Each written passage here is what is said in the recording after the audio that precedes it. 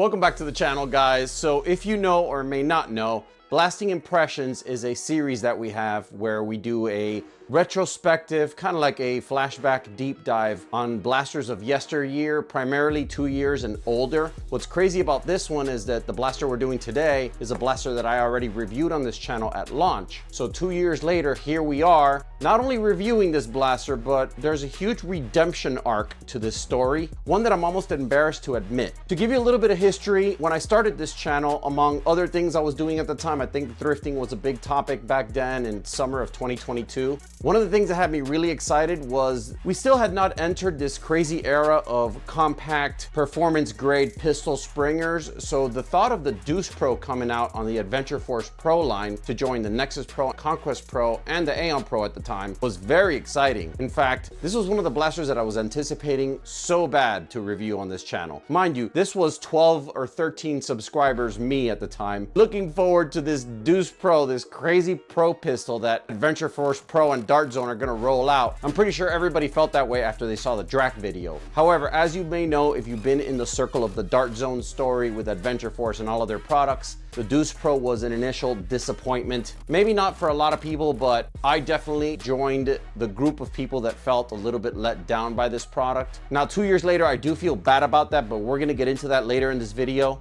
The Deuce Pro basically had a huge inherent flaw, and I did not find out up until I actually reviewed the blaster. Leading up to that review, it was all excitement. Welcome to Blaster Thrifting episode Deuce Pro, which I hope I find one today. A lot of good finds, but I still had not found that elusive Deuce Pro. So moving on, this is one of the final Walmarts, and then I could barely believe it. I had just walked into the Walmart, literally. It was raining hardcore outside, and then I finally saw it. This was a sentiment throughout all the videos that led up to me finally acquiring the Deuce Pro.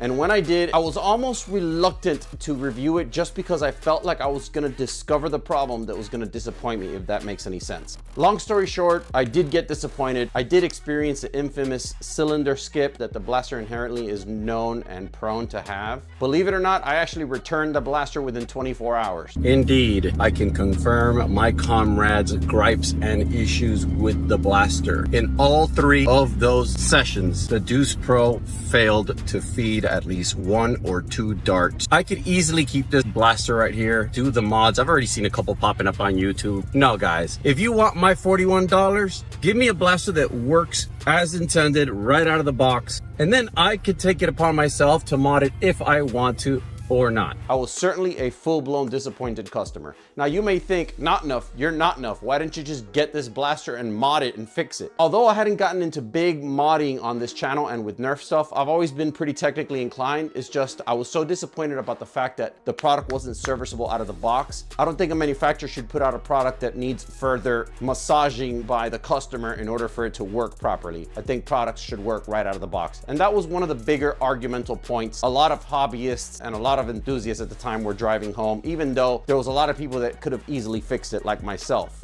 After that, there was never really any thoughts given to this blaster, other than a few references here and there on some videos. Perhaps on the Outlaw video, it was referenced naturally because this felt like an improved successor to that blaster. For the most part, the Deuce Pro just went completely into forgotten land for the next 2 years it would follow. Crazy enough, at some point, I did plan on making a blasting impressions video for this blaster, just to see if there would be some kind of something that would maybe make me like it somehow. Maybe putting a little bit of time into the actual mod and repair, see if by chance there would be some redeeming aspects to it. Crazier yet is the fact that this blaster held on to its $39.99 MSRP very proudly for almost the 2 entire years that have passed since it first hit the shelves. I was blown away by how long this blaster lasted on the shelf at MSRP, especially when there's other blasters like the Dictator that have not been plagued by anything near the problems that this blaster had, yet the Dictator was almost being sold for free $99 on some shelves, Target and eBay combined by now. However, all things that go up must come down, and around spring this year, I started seeing some crazy sales, and when I say crazy, I mean anything that's not $39.99. We had dropped to about 25, 20. A couple of people were reporting 15 here and there, and eventually 15 did become the, if you walk into Walmart price for clearance. However, online it would remain until today at the $25.50 price. However, recently I've even found them for $6. So So that tells you a lot about how eventually it just plateaued and then totally pulled a straight pitfall after that. Towards the end of the last year, however, a very loyal follower of mine, CR Nerf, sent me a surprise in the mail. I didn't know what it was until about a week after because I had been so busy that same week with production and just IRL work. Lo and behold, I finally got to the box. It was a Deuce Pro that Bill had picked up on clearance. He knew that I didn't have one because I had returned my original one. I'll read the letter that came in it. Letter says thanks on the outside, and it says, not enough, I appreciate you and what you do.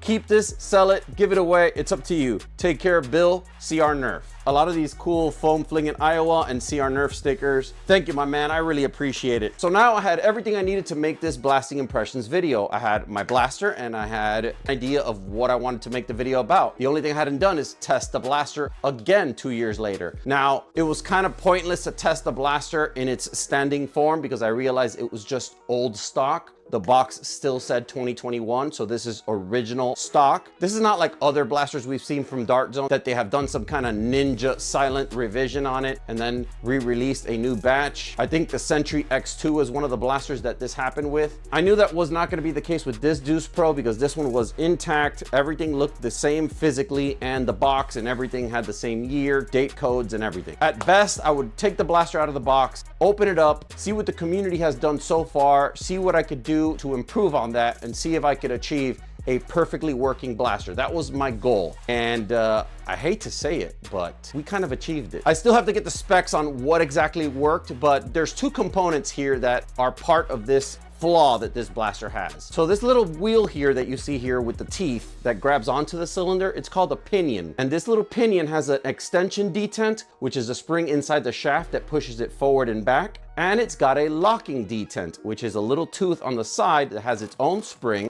and it puts pressure on the pinion to prevent it from spinning. Now, the reason the pinion is allowed to spin a little bit with a detent is so that you don't break anything. Your cylinder can spin freely to an extent while it's on the blaster. However, what we want is a certain level of tension that's not too tight that prevents us from putting the cylinder in, and not too loose that causes the cylinder to skip. Obviously, the factory springs were way too loose, so the cylinder skips with its own inertia or momentum every time you prime the blaster. Well, I dug into my toolbox and I don't have the specs. I'm gonna have to get a spring weight measuring tool so I can get the specs on these springs and then order the correct ones so that I can perhaps provide a hardware kit. But I picked 2 springs from my toolbox that 100% fix this blaster. And I'm kind of blown away about that because the disappointment that this blaster caused me and the fact that the community still struggled, even with the Dart Zone warranty springs, a lot of people were saying, I'm still experiencing some sort of skipping regardless of the warranty springs or even putting my own. I'm very surprised that these 2 random springs that just felt they were the right tension from my toolbox, they worked. I'm gonna show you a little bit of a demo reel here with me shooting the blaster in all configurations, a little bit of a plinking demo and a little bit of a target demo. Let's roll that, and then I'm gonna give you some thoughts on that.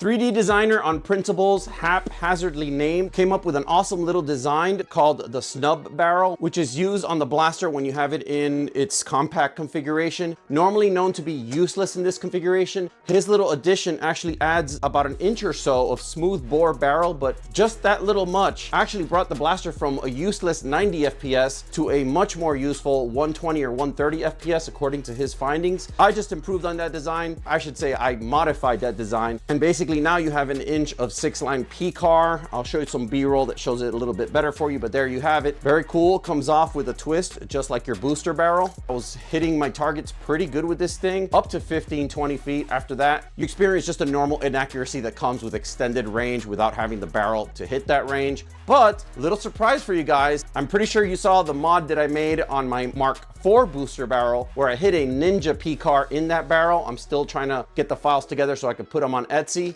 I developed something for this blaster's booster barrel too. Same thing, except instead of a Mark 1.2 barrel, we used a Max Solos barrel. The Max Solos barrel is 72 millimeters, which is much shorter than the 107 millimeter barrel that comes in this booster for the Deuce Pro. So what we did is we got the 72 millimeter Max Solo barrel and we paired it with 35 millimeters of P-car, all hidden within the booster barrel. And there you go. Now you got a booster barrel that has P-car and extended barrel for that nice, perfect combination of accuracy and extra FPS. As far as my lasting impressions, I think this video pretty much says it all. It's crazy how this blaster went from my biggest disappointment in this YouTube journey to now a blaster that I would strongly consider running as a secondary in a competitive event, not even just an HVZ, but a competitive event. I would gladly put this little 150 FPS pocket rocket on my thigh and run it, guys. That's how crazy redeeming it was just to find the right springs. I think I got lucky, but I promise you guys, I will get the right measurements and the right specs on these springs so I can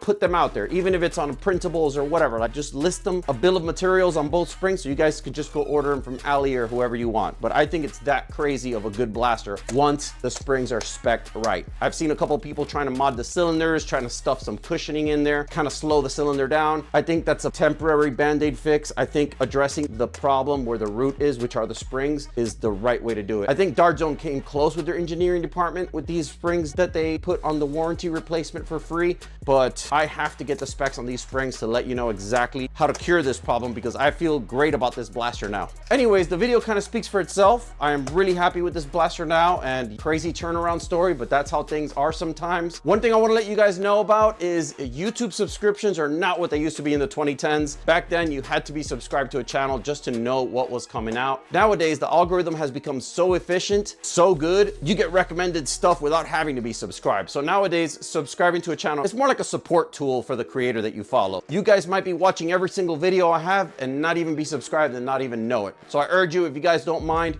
hit the like button, of course, if you did like this video, but if you don't mind hitting that gray button, I never ask for this on any of my videos because I felt like it was just a natural thing, prefer it to be organic, but you might not even know you're not subscribed because YouTube is that good nowadays. Just to support the channel and the work we do, we would really appreciate it if you would subscribe. With that all said, if you did enjoy this video, you're definitely gonna like this one. I'll catch you on the next one. Stay blasting, foam fam.